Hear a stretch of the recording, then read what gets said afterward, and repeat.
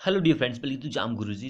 आज हम Haryana staff selection commission JE का मॉर्निंग सेक्शन में एग्ज़ाम हुआ था 10 अप्रैल को, उसको डिस्कस करने वाले हैं। इससे पहले हम 4 या 5 आपके लिए हरियाणा जेई के प्रीवियस ईयर के क्वेश्चन डिस्कस कर चुके हैं। अगर आपने वो वीडियो नहीं देखी है तो हमने प्लेलिस्ट बनाई हुई है हरियाणा स्टाफ सिलेक्शन जेई के नाम से, तो आप वहाँ पर जाकर सारी वीडियो देख सकते हैं। तो चलिए शुरू करते हैं आज की अपनी वीडियो। तो देखिए, इस फर्स्ट नंबर पे यहाँ पे क्वेश्चन पूछ रहा है कि which instrument is called pendulum level. Pendulum level जो होता है उस इंस्ट्रूमेंट को हम क्या बोलते हैं, उसको हम बोलते हैं ऑटोमेटिक लेवल। ऑप्शन 4 हमारा इस क्वेश्चन के लिए आंसर हो जाएगा। अगला क्वेश्चन देखिए यहाँ पर, what is the minimum size of W C. W C क्या होती है? वाटर क्लोसेट होती है। वाटर क्लोसेट जो होती है प्रोवाइड की जाती है for the receiving human excreta. Excreta जो होता है, चाहे वो टॉयलेट का हो चाहे बाथरूम का हो, यूरिन जो होती है उसका हो, तो वो उसको रिसीव करने के लिए ही डब्ल्यू सी बनाई जाती है। तो यहाँ पे मिनिमम साइज पूछ रहा है कि भाई उसका साइज कितना होता है डब्ल्यू सी।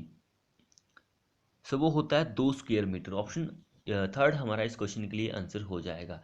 जो वाटर क्लोसेट होती है, जो इंडियन स्टैंडर्ड की होती है, उसका वही साइज भी होता है।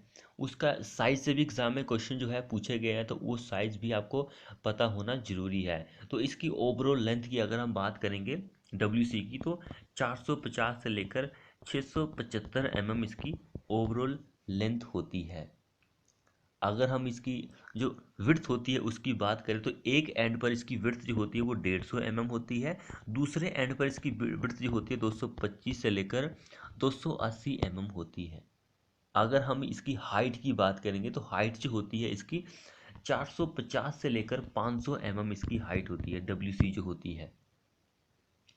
सो यहाँ पर बहुत सारे क्वेश्चन जो है डब्ल्यू सी से एग्ज़ाम में पूछे जाते हैं। तो डब्ल्यू सी के ऊपर जो अम, एक फ्लशिंग भी होती है, टंकी भी होती है, वहाँ से भी एग्ज़ाम में क्वेश्चन पूछा गया है। एंड कि भाई आपको प्रॉपर जो फ्लशिंग होती है उसके लिए कितने लीटर पानी की ज़रूरत होती है, तो 10 लीटर की पानी की ज़रूरत होती है। एग्ज़ाम में कई बार इसको लेकर क्वेश्चन जो है पूछा गया है।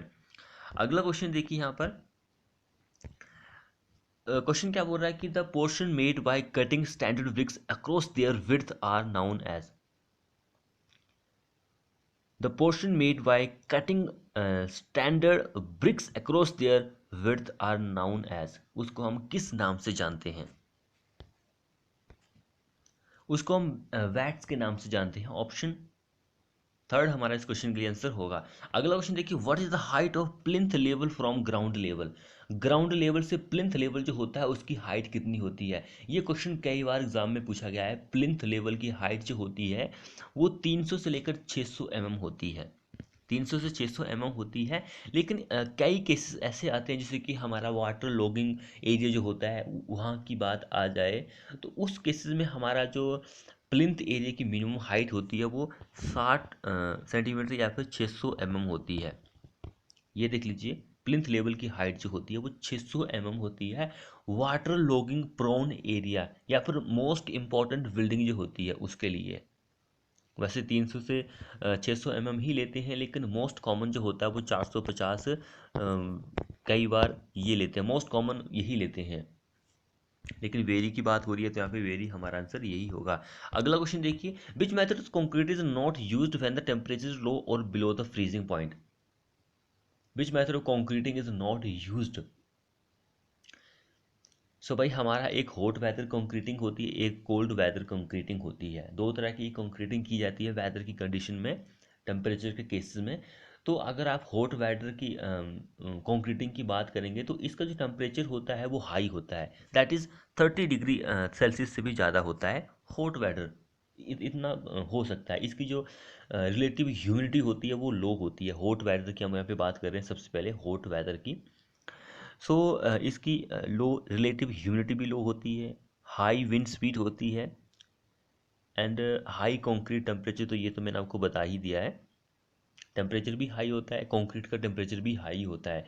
लेकिन कोल्ड वेदर कंट्री की अगर हम यहाँ पे बात करेंगे, अगर यहाँ पर वैसे दो केसेस, इसका आंसर तो वैसे यही है, कोल्ड वेदर कंक्रीटिंग ही आंसर होगा, लेकिन फिर भी आपको केस पता होने जरूरी है।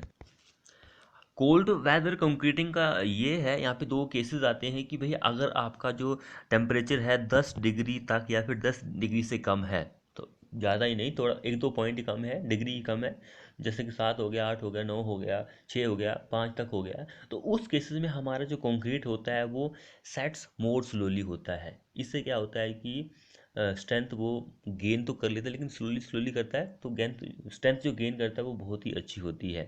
लेकिन अगर हमारा टेम्परेचर 4 डिग्री सेल्सियस से हो जाता है नीचे, तो उस केसेस में हमारी जो हाइड्रेशन रिएक्शन होती है वो स्टॉप हो जाती है, हाइड्रेशन रिएक्शन स्टॉप हो जाएगी, तो उस वजह से हमारा कंक्रीट जो होगा वो स्ट्रेंथ गेन नहीं कर पाएगा। तो अगर आपका टेम्परेचर लो है, बिलो है फ्रीजिंग पॉइंट से, तो आप ये कंक्रीटिंग का मेथड नो यूज नहीं कर सकते हैं, इसलिए आंसर हमारा 4 आंसर होगा। अगला क्वेश्चन देखिए यहाँ पर, after placing of self compacting concrete it must be effectively covered by which material।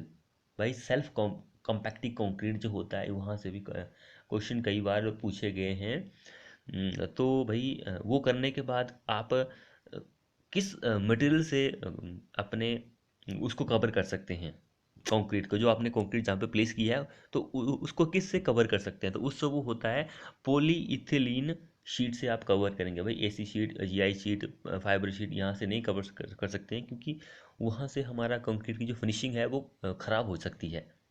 तो आपको पता है कि गांव वगैरह में अगर बारिश वगैरह होती है तो कैसे कवर किया जाता है। वैसे सेल्फ कंपैक्टिंग कंक्रीट जो होता है, यहाँ से और भी क्वेश्चन जो है पूछे जाते हैं।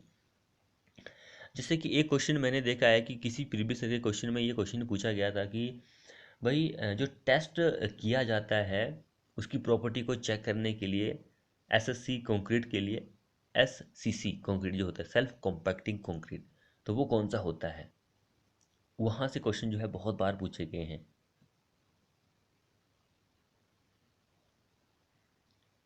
वैसे टेस्ट तो बहुत सारे होते हैं उसकी प्रॉपर्टी को चेक करने के लिए, लेकिन क्वेश्चन जो है वो स्टेबिलिटी के ऊपर था। स्टेबिलिटी स्टेबिलिटी जो होती है वो किस टेस्ट के द्वारा मेजर की जाती है, तो वो होता है कॉलम टेस्ट या फिर प्रोब सिग्रीगेशन टेस्ट। ये जो होता है प्रोब सिग्रीगेशन टेस्ट होता है, जो कि स्टेबिलिटी को चेक करता है। वैसे और भी टेस्ट होते हैं, जैसे कि एल बॉक्स टेस्ट होता है, जे रिंग टेस्ट होता है, वी फनल टेस्ट भी होता है। तो लेकिन स्टेबिलिटी के लिए कॉलम या फिर प्रोब सिग्रीगेशन टेस्ट यूज किया जाता है। अगला देखिए था, initial setting time for cement should not be less than dash minutes. So भाई इनिशियल सेटिंग टाइम जो होता है वो 30 मिनट्स का होता है, 10 आवर का या फिर 600 घंटे का जो होता है वो फाइनल सेटिंग टाइम होता है ओपीसी का। अगला क्वेश्चन क्या बोल रहा है यहाँ पे, process of dividing a sample of aggregate into various fraction according to its size is. एक प्रोसेस होती है जिससे आप एग्रीगेट के किसी भी सैंपल को भाई उसके साइज के अकॉर्डिंग जो है उसको डिवाइड कर सकते हैं। तो वो पता है कि आप सीव टेस्ट जो होता है उसके द्वारा ही कर सकते हैं। सीव टेस्ट के लिए हमारा 4.75 mm का एक सीव होता है। भाई माइक्रोन में भी होता है, 425 माइक्रोन का भी होता है, सैंड के लिए यूज किया जाता है। ऐसे ऐसे बहुत तरह के सीव होते हैं, 10 mm का होता है, ऐसे ही 20 mm का होता है, 80 mm का भी होता है। तो बहुत तरह के सीव होते हैं जो कि नंबर ऑफ एग्रीगेट को डिवाइड करने के लिए यूज किए जाते हैं। नेक्स्ट में देखिए, the chemical used in anti termite treatment is. Anti termite treatment जो केमिकल यूज होता है वो डीडीटी केमिकल होता है। नेक्स्ट देखिए, from the following which method is not used for curing of concrete. Curing of concrete के लिए आप पॉन्डिंग मेथड यूज नहीं कर सकते हैं, क्योंकि स्प्रे आप करेंगे, स्प्रे से आप क्यूरिंग कर सकते हैं, स्टीम क्यूरिंग, भाप क्यूरिंग भी कर सकते हैं, फ्लोर क्यूरिंग भी कर सकते हैं, लेकिन पॉन्डिंग तालाब बनाकर, सॉरी ये कर सकते हैं, ये गलत ऑप्शन है यहाँ पर, फ्लोरिंग क्यूरिंग नहीं कर सकते हैं। पॉन्ड तालाब बनाकर तो कर सकते हैं, जैसे कि ये हमारे पास स्लैब है, तो यहाँ पर आप तालाब बनाकर इस तरह से डिवाइड करके ये तालाब भी होता है। फ्लोर क्यूरिंग नहीं होती है, ये मैंने सुना नहीं है, मैंने गलत बोल दिया था। तो हमारा ऑप्शन यहाँ पे 4 आंसर होगा यहाँ पे। अगला देखिए यहाँ पे, which of the following type of organisation is also known as military organisation. Military organisation को लाइन ऑर्गेनाइजेशन के नाम से जाना जाता है, ऑप्शन सेकंड। नेक्स्ट वन देखिए यहाँ पे, which of the following is not the trade unit in India. Trade unit जो है इंडिया का वो ऑल इंडिया यूनिट नहीं है। नेक्स्ट देखिए, which of the following of contract the contractor agree to executive work with all its contingency for it fix lump sum. तो वो lump sum होता है। अगला क्वेश्चन देखिए यहाँ पर, the minimum number of longitudinal bar for rectangular circular column are dash and dash respectively. भाई rectangular के लिए आपको बताना है सबसे पहले 4 होती है, सर्कुलर के लिए 6 होती है। तो ये 4 से हमारे पास यहाँ पे मैंने बड़ा बड़ा करके लिखा हुआ है। अगला देखिए, all column shall be design for minimum eccentricity. Minimum eccentricity जो होती है ये होती है या तो ये वाला फॉर्मूला और ये विच एवरेज लेस, दोनों में से जो भी कम रहेगा। तो यहाँ पर एल और डी जो होता है वो क्या होता है, यहाँ पर ये पूछा गया है मेरे हिसाब से, where L is equal to D is equal to, हाँ तो एल जो होता है वो अनसपोर्टेड लेंथ होती है कॉलम की, एंड डी जो होता है वो लेटरल डिमेंशन होती है कॉलम की। ऑप्शन सेकंड हमारा इस क्वेश्चन के लिए आंसर हो जाएगा। वैसे ये फॉर्मूला है, आपको पता होना जरूरी है। नेक्स्ट देखिए, the section is called balance section. एक ऐसा सेक्शन जिसको आप बैलेंस सेक्शन बोल सकते हैं। तो उसमें एक्स यू जो होता है वो इक्वल होता है एक्स यू मैक्स से। ऑप्शन ये ऑप्शन सेकंड में ये दिया गया है, ये ओवर के लिए है, ओवर रेनफोर्स के लिए। ये लेस देन वाला जो है x you less than x you max, ये अंडर रेनफोर्स सेक्शन के लिए है। भाई ये क्वेश्चन तो कोई भी सॉल्व कर सकता है। अगला क्वेश्चन क्या बोल रहा है, when the two ends of the compression member are fix the effective length will be. Effective length कितनी होगी, 0.65 L। नेक्स्ट देखिए, what will be the value of internal fraction coefficient of medium permeability के लिए। Internal fraction coefficient जो होगा उसकी value को कितनी होती है, plus minus 0.5। Option second. One atom जो होती है वो किस एक बार कितने के बराबर होती है, वो 1.01325 इतने बार के बराबर होती है वन एटम जो होता है। अगला क्वेश्चन देखिए, the angle of convergence in venturimeter. Venturimeter जो होता है वो रेट ऑफ फ्लो को मेजर करता है या फिर डिस्चार्ज जो होता है उसको मेजर करता है, एक ही बात है, कंफ्यूज नहीं होना है। तो यहाँ पे एंगल ऑफ कन्वर्जेंट पूछा गया है। एक एंगल ऑफ कन्वर्जेंस होता है, एक एंगल ऑफ डाइवर्जेंस होता है। तो एंगल ऑफ कन्वर्जेंस जो होता है वो ज़्यादा होता है। कहने का मीनिंग है कि ये 20 डिग्री होता है। तो यहाँ पे 21 दिया है, कोई बात नहीं, ये भी चलेगा। लेकिन एंगल ऑफ डाइवर्जेंस जो होता है वो 6 से 7 डिग्री तक होता है। तो it should be greater than 7 degree to avoid flow separation. Diversion का एक ऐसा केस होता है कि आपको भाई फ्लो का सेपरेशन जो होता है उसको अवॉइड करना है, तो एंगल ऑफ डाइवर्जन जो होता है वो 7 से ज़्यादा रखना चाहिए, should not B greater than 7 से ज़्यादा नहीं होना चाहिए। तो ऑप्शन थर्ड हमारा इस क्वेश्चन के लिए आंसर होगा। नेक्स्ट देखिए, J B Francis discover that each end contraction reduce the crest length by. तो 0.1 H। ऑप्शन ये। अगर किसी क्वेश्चन का आंसर हम गलत बोल देते हैं तो आप कमेंट बॉक्स में उसको करेक्ट कर सकते हैं। नेक्स्ट देखिए, वैसे हमने घर पर नहीं बनाए हैं ये ऑप्शन, जितने भी आंसर है ये बोर्ड के द्वारा ही दिए गए हैं कि भाई ये आंसर सही हैं, और हमने बुक्स पर भी देखे हैं तो हमें बुक्स पर भी यही सेम क्वेश्चन आंसर मिले। बाकी जो थोड़े बहुत उन्होंने गलतियाँ की थी वो हमने करेक्ट की हैं। फिर भी अगर हमसे अगर क्वेश्चन नहीं होती है, एक दो क्वेश्चन छूट ही जाते हैं कई बार, तो अगर आप हम गलत बोल देते हैं उसका आंसर, तो आप कमेंट बॉक्स में कमेंट जरूर करिए। अगला क्वेश्चन क्या बोल रहा है कि which one of the following is the true for the most economical trapezoidal section. Most economical trapezoidal section के लिए क्या सही होगा। तो उसकी जो total top width is equal to होती है thrice of the one sloping side. Option third इस क्वेश्चन में आंसर होगा। अगला देखिए यहाँ पे, if the wet slope of the channel does not change along the length it is called. Wait slope जो होता है चैनल सेक्शन का वो चेंज नहीं होता है तो अलोंग द लेंथ, तो उसको हम प्रिज्मेटिक चैनल बोलते हैं। अगला क्या बोल रहे हैं, three movement theorem is use for the solution of which of the following beam. Three movement theorem जो होती है वो आप यूज करते हैं for the solution continuous beam के लिए।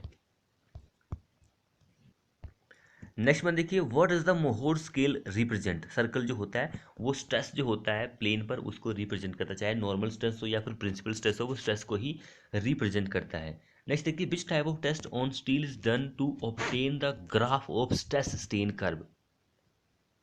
तो भाई वो टेंजाइल टेस्ट ही होता है जो कि स्ट्रेस स्ट्रेन को रिप्रेजेंट करता है, ऑब्टेन किया जाता है। तो टेंजाइल ही होता है, कंप्रेशन नहीं होगा, कंक्रीट की बात थोड़ी हो रही है यहाँ पे। Next the nature of crippling load in A column is. Column क्या होता है, कंप्रेशन मेंबर होता है, तो इसके ऊपर नेचर ऑफ क्रिपलिंग लोड जो होता है इन कॉलम में वो कंप्रेसिव ही होगा। नेक्स्ट देखिए, the method used when the number of member in A truss is more. तो ग्राफिकल मेथड होता है वो, ऑप्शन 1। अगला देखिए, the volume of water held by natural stream channel is known as. Valley storage होता है वो। Pocket is a part of, pocket जो होता है वो डिवर्जन हेड वर्क का पार्ट होता है, डिवर्जन हेड वर्क का पार्ट होता है। अगला क्या बोल रहा है, what is the maximum height suitable for silt and fine sand foundation for gravity dam के लिए। 8 metre. Turbidity measure by, turbidity जो होती है वो टर्बिडी मीटर के द्वारा मेजर की जाती है, टर्बिडी मीटर के द्वारा। नेक्स्ट देखिए, the nominal size of manhole. Manhole का मैंने आपको साइज भी बताए थे, एक वीडियो थी कि भाई 3 तरह के मैन होल होते हैं, तो यहाँ पर नॉमिनल साइज तो 100 × 1000 × 1000 ही होता है। ऑप्शन 1 हमारा इस क्वेश्चन के लिए आंसर हो जाएगा। वैसे जो मैंने मैन होल जो बताया है आपको साइज, अगर आपने वो वीडियो नहीं देखी है तो आप जाकर देख सकते हैं। अगला देखते हैं, diameter of soil pipe using in house drainage arrangement is. तो वो 100 mm डायमीटर की होती है। नेक्स्ट में देखिए, the process of establishing intermediate points on straight line between two ends points is ranging. वो रेंजिंग में होता है। रेंजिंग जो होती है वो 3 पॉइंट्स से पॉसिबल होती है। आपको एक स्ट्रेट लाइन पर लगानी है, तो एक पॉइंट ये है, एक पॉइंट है ये है। आपको कैसे पता लगेगा कि भाई ये लाइन जो है वो सीधी है, तो आपको इंटरमीडिएट बीच वाला पॉइंट जो है वो लगाना ही पड़ेगा। नेक्स्ट देखिए, the strip of ranging rods are dash in colour. White red colour की होती है। आपने सर्वे किया होगा तो वहाँ पे देखा होगा कि भाई ये ऐसी ही होती है। नेक्स्ट देखिए, साइज ऑफ पैक, जो पैक जो होता है उसका साइज कितना होता है, 2.5 centimetre square and 15 centimetre long pack का साइज होता है। अगला देखिए, which of the following joint is not the type of traverse joint in CC payments. Traverse जो होता है वो लॉन्गिट्यूडनल जॉइंट्स नहीं होता है, लॉन्गिट्यूडनल लंबा होता है भाई, लेंथ वाइज होता है, तो ये बाकी होते हैं लेकिन ये लॉन्गिट्यूडनल जॉइंट नहीं होता है। अगला देखिए, from the following shape which shape is not preferred in camber. Camber जो होता है वो 3 तरह के होते हैं, एक पैराबोलिक शेप का होता है, एक कॉम्बिनेशन होता है स्ट्रेट एंड पैराबोलिक का, एक स्ट्रेट कैम्बर लाइन का कैम्बर होता है। तो राउंड का नहीं होता है भाई, ये पैराबोलिक होता है। नेक्स्ट वन देखिए, which of the following material is not used as ballast in railway track के लिए। ब्लास्ट की तरह आप सीमेंट को यूज नहीं कर सकते हैं, ब्रोकन स्टोन को यूज कर सकते हैं, मूरम को भी कर सकते हैं, एशेस जो होती है, राख जो होती है उसको भी कर सकते हैं, लेकिन सीमेंट का नाम कभी मैंने नहीं सुना है भाई, आपने भी नहीं सुना होगा मेरे हिसाब से। अगला देखिए, the unit of measurement of thin partition wall in MKS। जब भी पार्टीशन वॉल की बात आती है तो उसको मीटर स्क्वायर में मेजर किया जाता है, उसकी पेमेंट मीटर में ही की जाती है। और जो 10 सेंटीमीटर की जो दीवार होती है ब्रिक की, उसकी भी मीटर स्क्वायर में ही होती है। अगले देखिए, the end faces of the wall, end faces of the wall has not been taken into consideration for plastering के लिए।